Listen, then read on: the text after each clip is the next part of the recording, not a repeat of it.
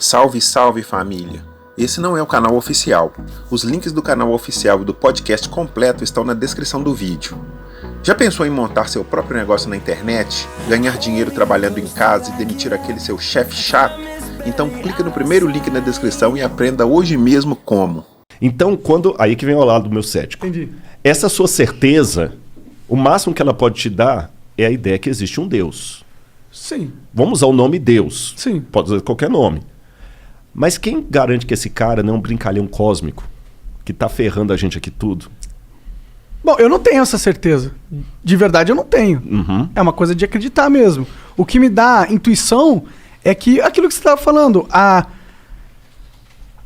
realidade parece ser boa no sentido de tem muita merda, mas as coisas vão caminhando, vão melhorando. Tipo, parece que tem algo dentro dessa realidade que quer progredir, tá ligado? E isso é a evidência que eu uso pra que eu não tenha uma imagem desse Deus que eu acho que exista, mas eu não tenho nenhuma certeza das características dele. Aí que tá o ponto. Agora você chegou no ponto. Sim. E aí que vem o meu testemunho agora de fé. Uhum. Eu, quando olho a natureza, ela me dá essa certeza. Não tem que ter um design. Pá, o cara deve ter intenção, tudo. Tá. Só que ela não me responde se ele me ama ou se ele é um Hitler. Então a primeira coisa que eu tenho que trabalhar é a possibilidade de Deus existir. Depois que eu trabalhar essa possibilidade de Deus existir, eu vou trabalhar uma segunda possibilidade. Será que ele se revela? Será que ele consegue ficar pequeno bastante para me entender? Aí que eu começo a buscar na história das religiões por que aquele livro chamado Bíblia Sagrada é realmente a palavra dele ou não. É lógico que em 30 segundos não dá para eu resumir para vocês por que eu cheguei à conclusão que a Bíblia é a palavra de Deus e o Bhagavad Gita não. Eu precisaria de mais tempo, mas vamos deixar o beneplácito que eu fiz pesquisas para isso. E eu cheguei à conclusão racional que a Bíblia é a palavra revelada de Deus.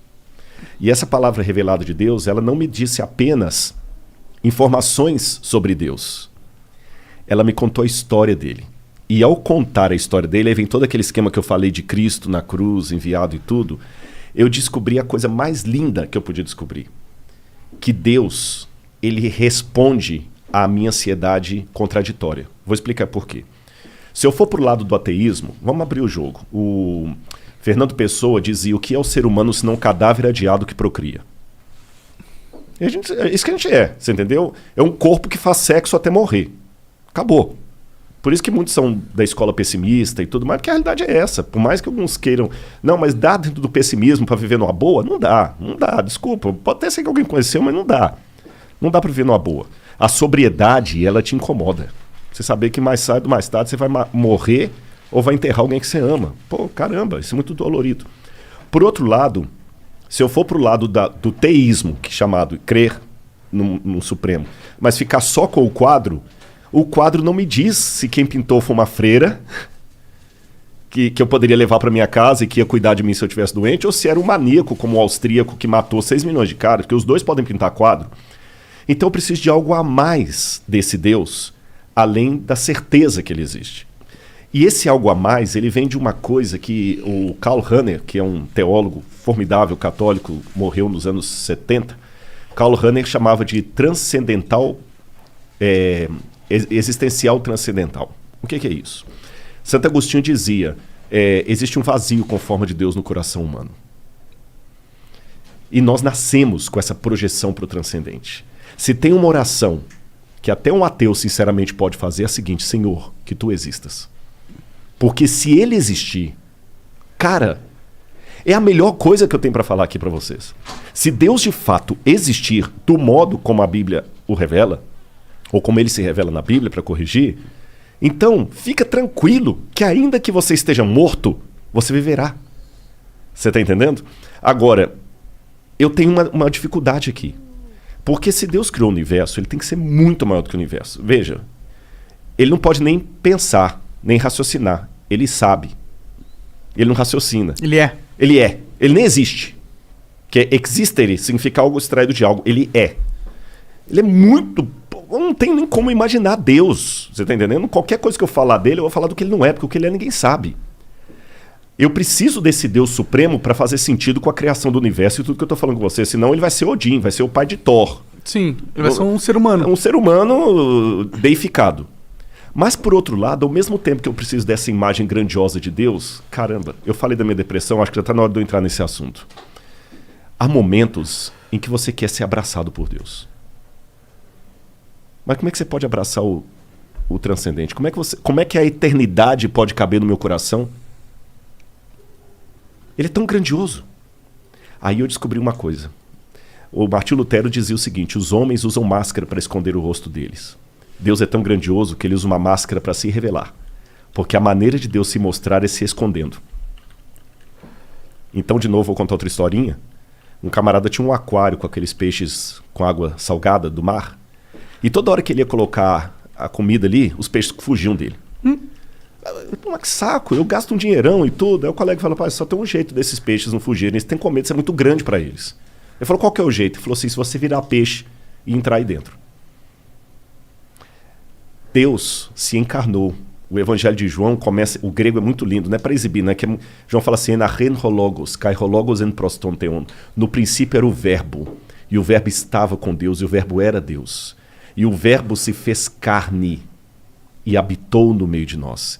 E vimos a sua glória, glória como do unigênito do Pai. Então Cristo é Deus em forma humana, de uma maneira que eu possa abraçá-lo. Paulo fala que ele se esvaziou, kenosis. Então, embora ele ainda tenha toda a plenitude da divindade no corpo dele, ele é tátil. E ele deixou as marcas dele na história. E vem a arqueologia. Eu fui lá, eu vejo as coisas. Ele passou na história, ele deixou o testemunho, o rastro dele ficou aqui. O DNA, entre aspas, né? Ficou aqui. E quando você se apega a essa fé que é racional, porque se não for uma fé racional, ela é crendice, é fideísmo. Soren Kierkegaard. Não é crendice. Eu sou crente, eu não sou crédulo. Cara, essa fé entra na sua cabeça e ela pega... Aí eu não me peço explicação que eu não vou saber dar. É o que eu falei, é o sabor, você não consegue. Ela pega a sua mente, mas ela pega também o seu coração. E você, com base em tudo isso, ouve aquela voz falando assim: filho, eu tô aqui. Eu te amo. E essa voz fica o tempo todo mostrando sinais. Eu estava muito nervoso quando eu vim para cá com essa ligação. Então, racionalmente falando, não é questão de fantasia não, racionalmente falando, Deus mandou 3 anjos. Mas quando eu falo anjo aqui, não estou falando anjo com asa, apareceu não. São 3 seres humanos, mas que naquele momento que a palavra ângelo significa enviado, ele mandou Eu estava muito chateado com a ligação do carinha lá, que queria saber quanto que eu ganhava, como se eu estivesse me enriquecendo nas coisas da igreja. Eu fiquei muito chateado. Eu falei: puxa vida, agora que eu queria entrar aqui num espírito light para conversar com vocês e tudo e tal. Aí veio o cara lá do hotel. Eu fui pegar agora. Ele nem deixou eu pagar. Não, Rodrigo Silva, meu irmão, você vai e Deus está te abençoando. Eu nunca vi o cara na minha vida. É lógico que ele me conhece do YouTube e tal, né? Sim, você entende o porquê. Eu entendo o porquê, não foi nada sobrenatural, mas... Sim. A mente da gente, Igor e Monark, ela busca parâmetros. Quando você compra um carro, você começa a ver aquele carro toda hora na rua. Parece que a humanidade toda comprou aquele carro. Não é? Não, sempre teve aquele carro ali, mas que agora que você comprou, sua mente procura regularidade. Quando você está em comunhão com Deus, você começa a ver ele agindo. Ele agindo. Aí veio na forma desses menininhos aqui, que veio abraçar. O menino veio, o Josué, me deu um abraço tão gostoso que eu senti Deus falando assim: tá vendo? Você vai lá. Eu vou estar com você. Então, por isso, assim, por nenhum fanatismo, eu acho que vocês já deram para pegar que eu não sou fanático. Um fanático não chegaria ali brincando de paintball com você. Você entendeu? Não, fanático não deixaria eu fumar tabaco orgânico de boa aqui. Você tá entendendo? Sim, sim. Desde que você não faça xixi na minha cabeça. Não tem essas piras. Mas o que acontece? Porque Jesus conversava com todo mundo. Jesus conversava com o intelectual como Nicodemos, mas ele pegou aquela mulher também que o pessoal queria apedrejar e falou: vem cá, eu não te condeno não, vai, não peca mais, não peca mais. Você entendeu? Ele pegou os improváveis. E eu sou fã de Jesus, gente. Eu amo Jesus e eu procuro, do meu jeito humano, copiar Jesus em tudo. Consigo? Não. Mas eu tento. E é tão gostoso. Sabe aquela música do Padre Zezinho antiga? Amar como Jesus amou. Quem é católico lembra. Eu procurei. E, gente, eu falo com vocês, Deus é tão real que quase dá para tocá-lo. Isso te ajudou quando você estava na depressão? Com certeza. Eu vou contar uma coisa pra vocês aqui. Olha, é a primeira vez que eu conto isso em rede, hein? Da hora. Mas eu tive que fazer terapia pra contar isso aqui. Poucas pessoas sabem disso. Eu estava numa clínica tratando da minha depressão. Eu estava numa depressão tão severa que eu estava com o risco de suicídio. A pior humilhação que você pode imaginar, eu tive. Eu tive um ex-aluno, porque eu dava aula na faculdade de teologia, e dar aula de teologia é mais complicado do que dar aula de outras matérias, porque é teólogo, pastor. Tinha que ter um aluno comigo que... Aí, nesse ponto, eu agradeço muito à Igreja Adventista. Nenhum pastor adventista ganha salário para ficar milionário, ter ilha, apartamentos, não tem. Mas a igreja também não me deixa passar vergonha. Ela cuida. O plano de saúde que eles têm cuidou de mim tudo ali. E o que o plano de saúde não cobriu, o diretor da universidade, do NASP, Rodrigo, o NASP vai pagar. Porque eu não tinha grana para pagar aquilo ali, nem o plano de saúde cobria tudo. E eles pagaram, eles cuidaram de mim. Então, apenas um parênteses para continuar a história. Quem vem para a igreja tem muitas decepções. Quando eu falei do crente pantufa, igual esse cara que me encheu o saco para saber quanto que eu ganho. O cara não... Com certeza, esse que ligou para mim, não fez uma oração por mim quando eu estava com depressão. Ele queria o clickbait ali, Você né? entendeu? Exatamente. Não, mas agora quer ligar para saber quanto que eu ganho. Você Você tá tá entendendo? Não quer saber, não. Ele quer confirmar, porque já fez uma pesquisa. Sim. Do YouTube e Dá tal. pra estimar quantas pessoas exatamente, fazem no canal. Todo. Então, quer dizer, é muito chato, sabe? Quando eu precisei, se eu olhasse religião por alguns, eu não passaria na porta de nenhuma igreja. Mas também, graças a Deus, eu aprendi, não sou oculista, mas eu do olho, eu não vou ficar olhando a remela. Que teve muitas pessoas na igreja também que me apoiaram. Então teve gente que me fritou, porque a igreja não é o paraíso. Às vezes é para-raio de doido, religião às vezes é para-raio de doido. Uhum. Mas por que religião tem que ser o para-raio de doido? Justamente porque a igreja é um hospital. Porque o doido precisa de guia. Exatamente. Né? Se a igreja agora começar a ser elitista, só vamos aceitar os bem ajustados, ela deixou de ser igreja. Sim, tá certo. Só que o problema é que enquanto o cara é um débil mental, antes de entrar para a religião, ele é um débil mental. Depois que ele entra, mas você não é crente? É complicado isso. E eu só peço a Deus assim, que tenha misericórdia de mim. Mas eu tive muita gente na igreja que me ajudou. Eu tive fogo amigo, cara que vem para te fritar. O cara que era antes brother. Antes brother. Que queria a sua posição, provavelmente. Exatamente. Mas depois me fritou. Uhum. E por que eu não saí da igreja? Porque ao mesmo tempo, se eu falar que a igreja não presta por causa daqueles que me ferraram, o que eu faço com aquela multidão que me ajudou? Eu não estou falando de gente que é fã do Rodrigo Silva, influencer. Não. Eu estava na pior. E aí o diretor chegou, todo sábado ele ia me visitar na clínica de tratamento que eu estava. E 2 detalhes aconteceram aí. Por isso que o meu livro chama O Ceticismo da Fé. Tem coisa que eu tenho dificuldade de acreditar que é coincidência. A médica que me recebeu ali, a psiquiatra, eu não tinha condição de ficar naquela clínica. É o Cevisa, Centro de Vida Saudável, que fica lá em Engenheiro Coelho. Tem tratamentos naturais, o lance da alimentação, você entendeu? E aí, eu tava tão mal que, nessa época eu tava em Sobral, passei uns 2 meses em Sobral, trabalhando para uma universidade lá, numa licença, um sabático, e o dono lá, que é muito rico, viu que eu fiquei tão mal, que ele me pegou, botou no avião particular dele. Eu só lembro de uma cena assim, que é interessante, a depressão, eu nunca fiquei bêbado, mas eu deduzo que é mais ou menos aquilo, porque eu não lembro detalhes, eu lembro flashes. Entendi. Você entendeu? Eu lembro do Dr. Oscar, lá de Sobral, gente fina demais, muito bacana. Ele, Rodrigo, você vai para São Paulo, lá pro Cevisa. E eu lembro que ele pegou um dinheiro e botou no meu bolso, e eu lembro do valor, era R$1.000. Eu falei, doutor Oscar, não, põe aqui que você precisar de alguma coisa. Que é assim que eu... E o piloto dele trouxe, e eu já não lembro mais nada. Eu lembro eu no quarto, vários dias no escuro, só fazia xixi, um xixi amarelo, não queria comer nada. Muito mal, muito mal. Você sabe por que você tava mal? Assim? Sim. Foram problemas particulares, pessoais, que me afundaram. Eu já tinha o gatilho. Entendi. Porque todo mundo tem seus traumas desde a infância. Claro. A minha infância foi uma pocilga emocional. Que o lar que eu tive, meu amigo, por favor. Minha mãe dormia com faca debaixo do travesseiro, punhal, falando que ia matar meu pai. Imagina você escutando isso com 6 anos, 7 anos de idade. O meu irmão tem o cóccix quebrado até hoje de violência doméstica. E meu irmão que já morreu, ele vivia falando que ia me matar. Você tá entendendo? Então, quer dizer, eu cresci num... Um ambiente tóxico. Nossa, mãe, pouquíssimo. Você nem sei se existe essa... Aí, então tudo isso aí já te predispõe. Claro. E... Mas não foi uma coisa assim de com Deus ou algum pensamento Não. De angústia existencial, não era algo Não, assim? foi angústia existencial, porque tem uma hora que mistura tudo. Entendi. Vira uma salada de fruta. Você já nem sabe mais por que tá doendo. Sabe o que é você ajoelhar, querer orar e só chora? Eu não queria viver. Eu perdi a ligação com a vida. A verdade foi essa.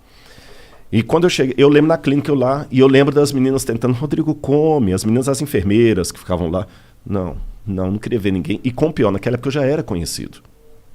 Ah, entendi. Eu já era conhecido. Quando que você ficou conhecido? Porque é o seguinte, eu tenho um programa de TV, a TV Novo Tempo, o programa Evidências. Então o programa Evidências, ele vai ao ar e muita gente é conhecido, Evidências.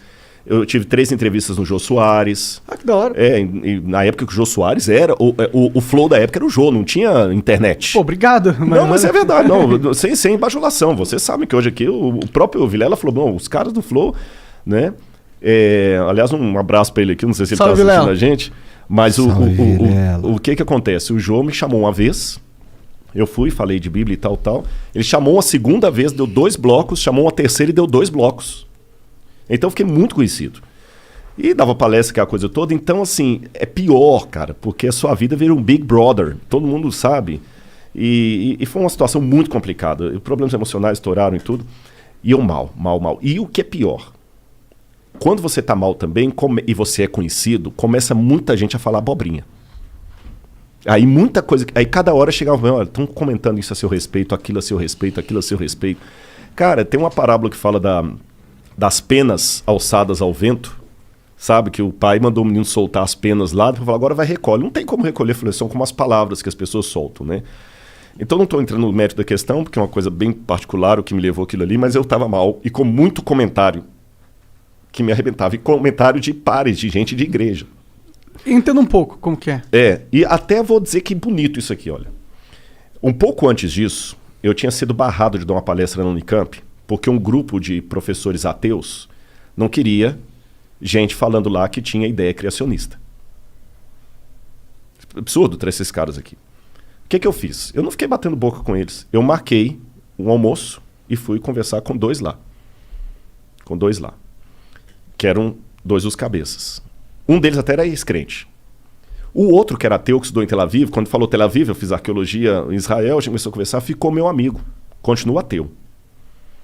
Mas depois que ele viu o meu espírito, a minha seriedade acadêmica, mesmo achando um absurdo eu acreditar em Bíblia e tudo mais, teve um outro evento na Unicamp, nessa época que eu estava doente, e veio um ex-professor meu, Joseph Gaffin, que eu para falar lá de arqueologia bíblica.